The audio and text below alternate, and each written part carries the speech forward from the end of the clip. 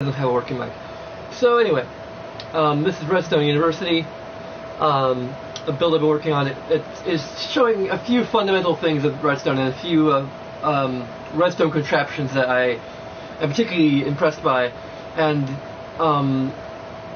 the things that I'm showing are things that mostly I can explain. There are a few Redstone things I built in, and I can't really explain them. So I'm going to try to explain these to the best of my ability. So anyway, where the loads up, and here's the exterior.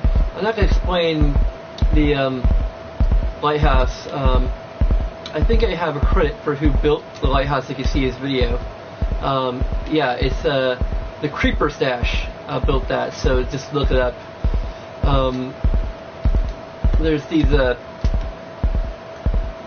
this is all wired to a single daylight sensor.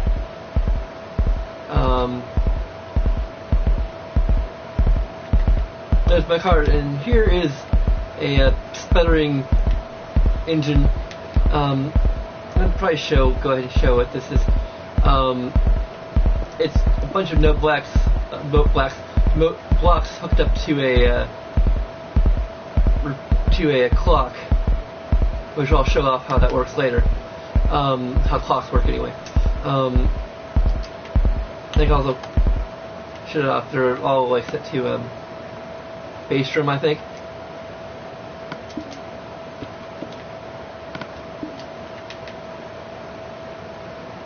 This is my car. It's based on a build by Kiralis. First I'm going to show off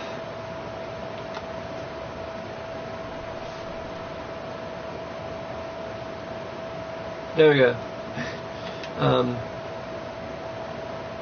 Yes, I'll show what it looks like from the back later. Unfortunately, I couldn't really hide all the redstone torches, so that's something. Right here is another thing. It is a piston door. This is pretty simple, and I'll go ahead and show off some of it right away and close it. This button here. This is a contraption called T Flipflop. But first I'm going to show the light switch here. I'll show that later again. There's the compact T Flipflop design by Biggs87X. You can see a video on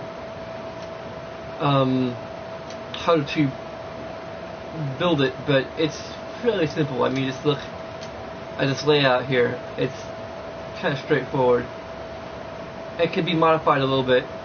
It uses the 2 redstone comparators and a redstone repeater that's kind of sandwiched between them. And I don't really know how exactly it works, but it's fairly easy to build. So there's that. I think I have a button. Here we go. Here's another input. I have a third input to the T Flipflop. So no matter like where you input it from, you can have multiple inputs, and all either push this redstone out here to turn things on, or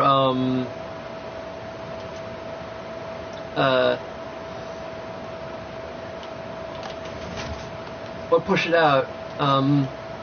I think the trick is that it creates a very quick burst or something that causes it so that it doesn't stick, but I can still pull it in and push it out. And the comparators basically make that possible. I don't know anything further than that.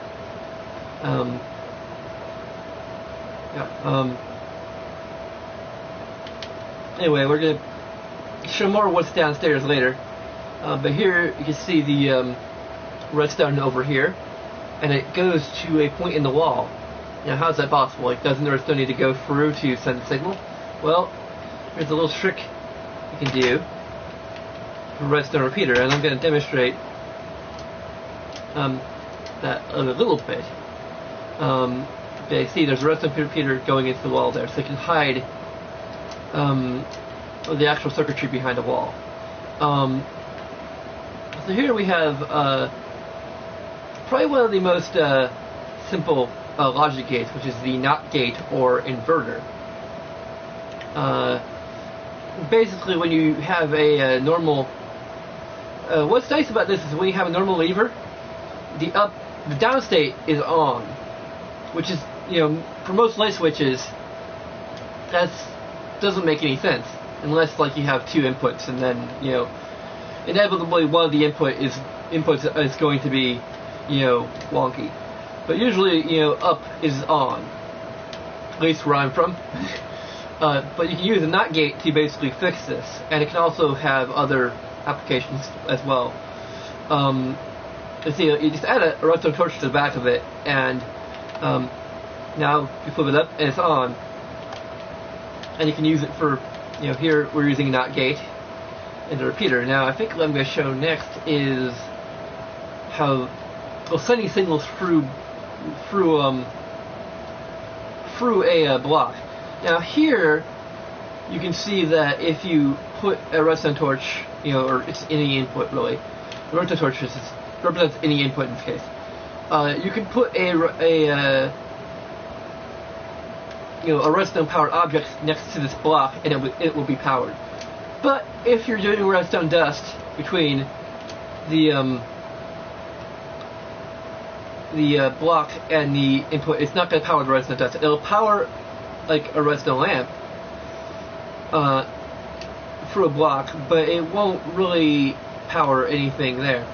So what you need to do is add a repeater along the way, and it will send the redstone signal through to any redstone dust that's on the other side. Okay, now here's something we're going to apply a bit later to a combination lock, but you can't send the redstone signal through a glass block. You can send it through a solid block, but not a glass block, and we'll show that later. This is kind of showing a bunch of the applications for redstone repeaters. So you can use it to send a signal through a block.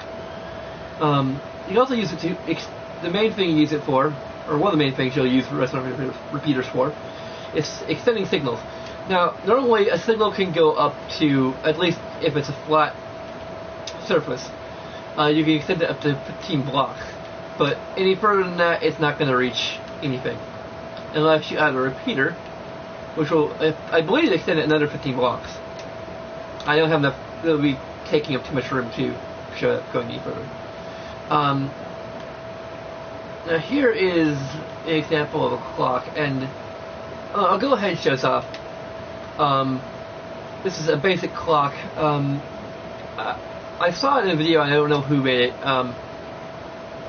but this also shows another thing called chaser lights. And there's lots of videos on both of these things.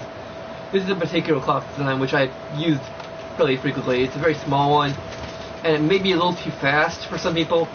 I have it here on full delay, or full tickers. But you can also use like pistons and redstone blocks to make a really funky sequence there. These beacons are covered by normally by a solid stone block,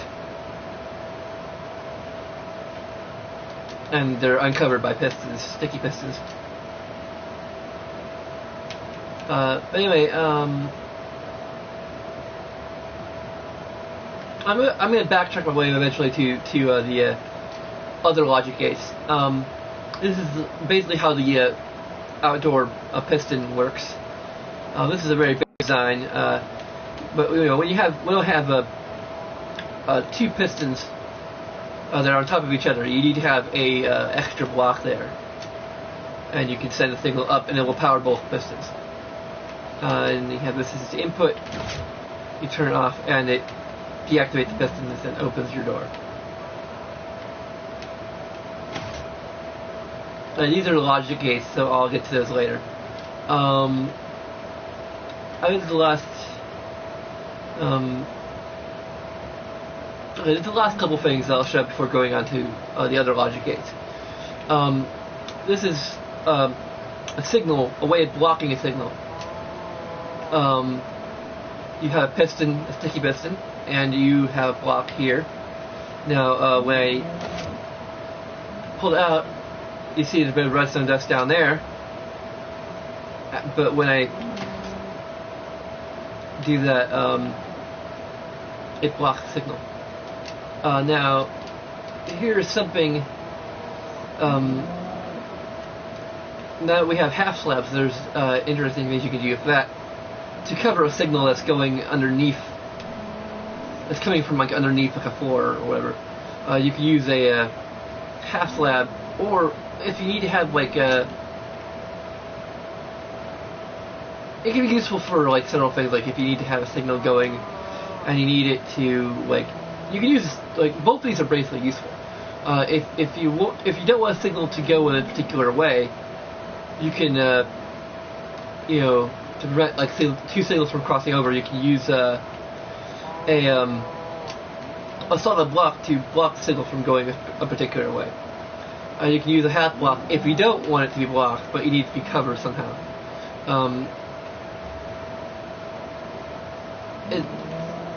It'll still kind of stand out a little bit, but I mean, there's other applications for it besides this. So we're going to go all the way back to the lobby and go for the other side to show some of the more complex logic gates. This is the AND gate. The AND gate only activates when both switches, both inputs are on. So this is on, the output is on. And you do this by having the two switches, redstone dust on top, and or at least this is one way of doing it. I'm sure there's other ways of doing an AND gate, but this is the traditional way.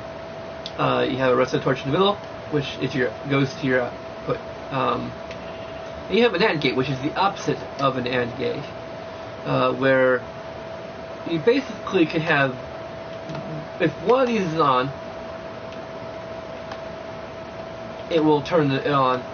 I don't know if it's entirely the opposite, because I guess it's only off when both of these is off, or off. I think it's wait.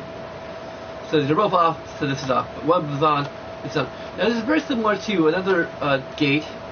You see, it's kind of the same, except there's no redstone torch in the middle. You have the OR gate. Get it? It's kind of the same, except you can have more than two inputs, basically. It's the main thing. Although for this type of arrangement, you need to have redstone repeaters so that you don't get signals crossing over.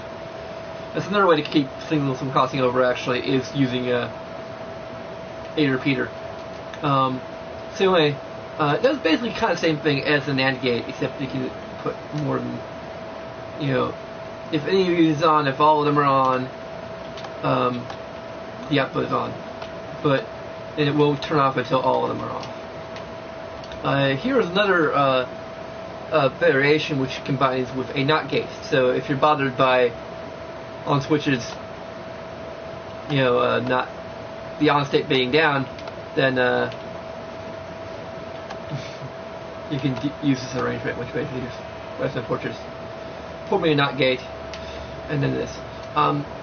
Here is the there's a NOR gate, which is kind of I have to put a reminder of what a NOR gate does. A NOR gate, the output is on when both inputs are off. Now, I was experimenting with ways to make a just interesting story about my experience with Redstone. I was trying to make a door that I could open and close from both sides before I learned the value of a T Flipflop. It's just much more effective. And this isn't exactly the best way to design it, but basically, this works. The OR gate works for this kind of thing up to a point. The basic OR gate is